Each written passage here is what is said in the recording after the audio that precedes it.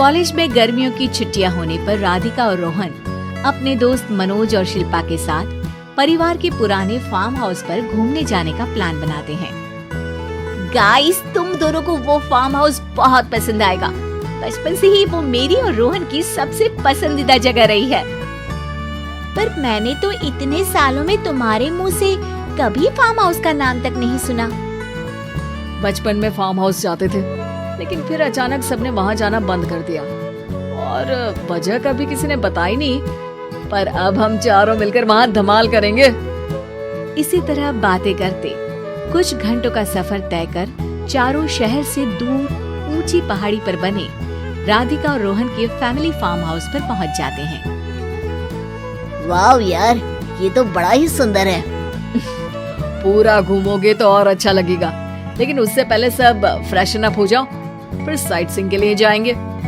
राधिका और रोहन अपने अपने कमरे में चले जाते हैं, लेकिन मनोज और शिल्पा घर में घूमने लगते हैं, जहाँ शिल्पा की टक्कर हॉल के बीचों बीच रखी एक पुरानी लकड़ी की कुर्सी से होती है। लग गई रे माता, इस कुर्सी को बीच में किसने रखा हुआ है? अरे तेरे स्वागत के लिए भूत ने रखा होगा। तुझे बात हंसी आ रही है? जब खुद टकराएगा तो पता चलेगा। हाँ ठीक है, पर अभी तो तू इसे साइड में रख दे।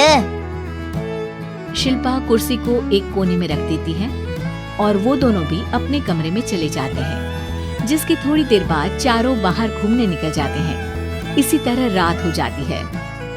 फार्म हाउस में वापस आकर वे लोग सीधा सोने चले जाते हैं। आधी रात को मनोज की नींद खुलती है। बड़ी तेज प्यास लगी है, पानी साथ लेकर सोना चाहिए था। अब रसोई तक जाना पड़ेगा। मनोज आंखें मलते हुए कमरे से हॉल में आता है और अचानक रास्ते में रखी कुर्सी से टकराकर जमीन पर गिर जाता है। अरे मर गया रे दादा। शिल्पा सही बोल रही थी, बड़ी तेज लगती है ये कुर्सी तो, पर इसे दोबारा बीच में किसने रखा? मनोज एक बार फिर उस लकड़ी की कुर्सी को कोने में रख पानी पीकर कमरे में चला जाता है। अगली सुबह जैसे ही चारों की नींद खुलती है तो उन्हें अपने बेड के पास साइड टेबल पर चाय का कप रखा मिलता है, जिसे देख वो खुशी खुशी चाय पीकर तैयार होकर कुछ देर बाद हॉल में मिलते हैं। थैंक यू यार राधिका, मुझे नहीं पता था कि तू इतनी अच्छी चाय बनाती है। वैसे मुझे उस बेड टी की बहुत जरूरत थी। ये और चाय, अरे इसे तो पानी तक उबालना नहीं आता। मतलब तूने हमारे लिए चाय बनाई क्या दोस्त? अरे चल पागल है क्या, इतना भी प्यार नहीं है मुझे कि तुम्हारे लिए बेड टी बनाऊं। चाय पर ये चर्चा करते हुए मनोज जैसे ही पीछे मुड़ता है तो एक बार फिर लकड़ी की पुरानी कुर्सी से टकराकर उस पर गिर जाता है। हाय रब्बा, अरे चाय छोड़ो, पहले ये बताओ कि इसे बार बार बीच में कौन रखता है? कल रात ही मैंने इसे साइड किया था। तुम पहले ये बताओ कि चाय किसने बनाई थी? सबकी बातों को कुछ देर ध्यान से सुनने के बाद राधिका हैरानी से कुर्सी की तरफ देखने लगती है। भूत दीदी।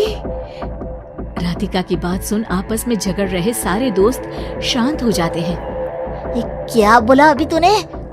अरे पर अब वो यहाँ कैसे हो सकती है? क्यों नहीं हो सकती? हमने यहाँ आना छोड़ा था, पर उन्होंने तो घर नहीं छोड़ा ना। और याद करो, ऐसे बेड के पास कप रखना और कुर्सी को कमरे के बीच में रखना, ये सब वही तो करती थी। ये तुम दोनों किसकी बात कर रहे हो?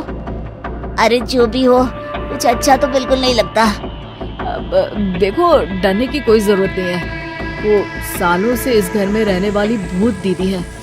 वो बचपन से ही हमारे यहाँ आने पर एक बड़ी बहन की तरह हम दोनों का ख्याल रखती है। ओए, पगला गया है क्या? शिल्पा, मुझे यहाँ नहीं रहना, तू भी मेरे साथ ही चल। ये दोनों तो पागल हो गए हैं। जहाँ मनोज डर से वापस जाने की बात कर रहा होता है, वहीं शिल्पा अपने फोन में बिजी होती है। क्या तुम्हें यहाँ की सिचुएशन समझ में नहीं आ रही जो फोन में लगी हो? जिसे जो करना है करो, मैं तो जा रहा हूँ। मनोज हड़बड़ाहट में अपने कमरे की तरफ जाता है, जिसके साथ राधिका और मोहन भी उसे रोकने के लिए पीछे पीछे जाते हैं, लेकिन शिल्पा वो तो अभी भी फोन में लगी रहती है। कुछ देर बाद जब वो तीनों दोबारा हॉल में वापस आते हैं तो शिल्पा को सबके पैक्ड बैग्स के साथ देखकर हैरान रह जाते हैं। ये सब क्या है शिल्पा? यहाँ हम इसे समझा रहे हैं और तुम हमारे बैग्स भी पैक कर कर लेकर आई। अरे आखिर में फोन से बाहर निकलकर कुछ किया तो सही इसने। दोस्तों देखो, कल से हम यहाँ हैं। भूत दीदी ने कुछ किया नहीं ना? फिर डर क्यों रहे हो? 4 दिन और रुकोगे तो पता चलेगा कि क्या होगा। मतलब? इस पर शिल्पा उन तीनों को फार्म हाउस से बाहर लाकर फोन में पुरानी न्यूज का आर्टिकल दिखाती है। सालों पहले यहाँ रह रही औरत ने अपने दोनों बच्चों को सुबह सुबह दूध में जहर पिलाकर मार दिया और फिर हॉल में उस कुर्सी पर खड़े होकर खुद भी फांसी लगा ली थी। तुम्हारी बातों से मुझे इस केस की याद आ गई। गूगल किया तो पता चला कि ये वही फार्म हाउस है। अभी भी यहाँ रहना चाहते हो, जिससे कुछ दिनों में वो सबको थोड़ा थोड़ा जहर देकर मार दे?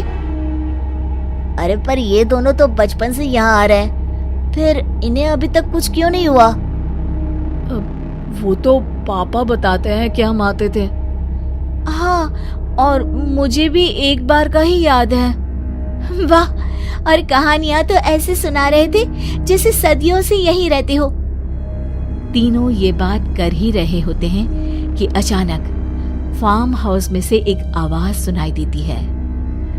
मैं यहाँ किसी को जिंदा नहीं रहने दूंगी, किसी को नहीं।